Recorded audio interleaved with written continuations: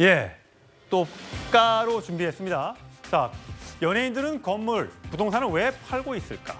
자, 주식 요즘에 값이 엄청 떨어졌는데 과연 주어도 괜찮을까? 이 주제로 다뤄보도록 하겠습니다. 이인철 소장님 나오셨습니다. 자, 안녕하세요. 연예인들이 요즘에 건물, 부동산 막 팔고 있는데 왜 파는 겁니까? 근데 시세 차익이 엄청나더라고요. 그렇습니다. 이게 사실은 주거용 아파트와 상업용 건물은 결이 조금 달라요. 예. 아파트가 한창 붐이었을 때 규제가 한창이었잖아요. 그러니까 아파트 투자로 이득 보신 분들이 좀 상대적으로 규제가 덜한 이 상업용 빌딩 시장으로 진입을 하면서 지난 2년 동안 강남권 빌딩 가격이 굉장히 많이 올랐습니다. 이른바 불장이 왔는데요. 예. 아마 이제 연예인 걱정은 쓸데없다고 하는데 세 분을 한번 따져보겠습니다. 네. 일단 이휘재 씨. 맞습니다. 이휘재 씨는 주거용 청담동에 있는 빌라예요. 2000년에 매입을 했습니다. 당시에 매입 가격은 정확하게 나와 있지는 않은데 최근에 매도를 했는데 여기가 복층형으로 평형대로 하면 69평형인데 한 90억 원 상당의 매각을 한 거예요. 이게 한 가구가 아니고 여러 세대가 있겠군요. 맞습니다. 네. 그래서 추측컨대 업계에서는 23년 동안 한 60억 원가량 시세 차익을 얻은 게 아니냐라는 거고요. 예. 그다음에 이 공효진 씨는 조금 단기적으로 차익을 올린 경우에요. 예. 2016년에 마포구 서교동에 63억 원짜리 단독주택을 매입을 해서 네. 그걸 다 부시고 개발 행위를 합니다. 예. 그래서 최근에 매물로 내놨는데 한 160억 원에 내는 거예요. 그러니까 7년 만에 100억 원 가까이라고 생각하실 텐데 건물을 부시고 새로 건물을 신축하는데도 돈이 들어가요. 예. 그런 걸 감안하게 되면 적어도 한 50억 원 이상의 시사 차익이 기대된다라는 거고요. 예. 반면에 이선균 씨는 좀 손해를 본 케이스예요.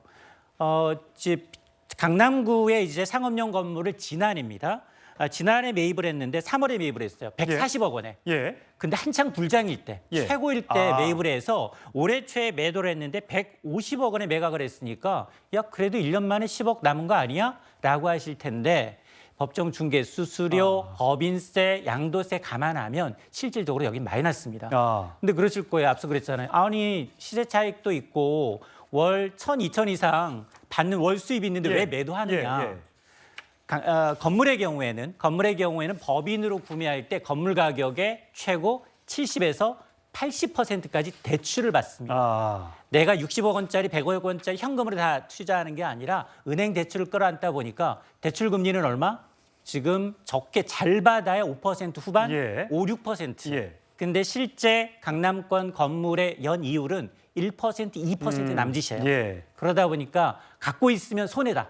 매일 자신이 오히려 돈을 쏟아부어야 되는 실정이다 보니까 지금 매물이 좀 나오고 있는 상황입니다. 그렇죠. 한 7, 8% 정도의 수익률이 나와야지 건물에 투자할 텐데 요즘엔 은행에 넣어놔도 5% 가까이 주면 은행 넣는 게 더 안전하다 뭐 이런 거 아니에요? 맞습니다. 예. 근데 지금 대출 금리가 계속 올라가고 있어요. 근데 지금 전국의 부동산 3.3제곱미터당 평균 가격이 2천만 원을 넘었다고 하고 서울은 4천만 원이 넘었다고 하는데 그러면 우리가 따지는 국민평형을 따지면 뭐 30평형대 이게 85제곱미터가 15억, 16억 한다는 건데 맞습니다. 왜 올라가는 겁니까? 대출 금리가 이렇게 올라가는데? 맞습니다. 대출 금리는 이제 주택담보대출 변동금리가 7%를 넘어섰어요. 근데 부동산원의 통계를 보게 되면 전국의 아파트 가격은 14주 연속 올랐고요.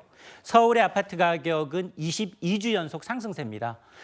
연휴 이후에 이제 금리 인상 우려 그리고 이제 거래 희망 가격이 격차로 인해서 거래는 좀 뜸합니다. 그럼에도 불구하고 상대적으로 좀 상승폭이 적었던 단지 위주로 거래가 되고 있는데 왜냐?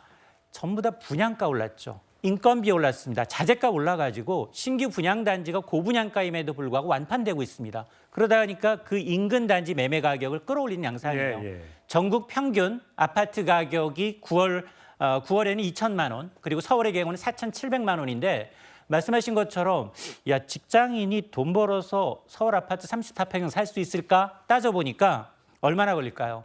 고용노동부의 통계를 보면 7월 임금 근로자의 월 평균 소득은 한 396만 원 정도 됩니다.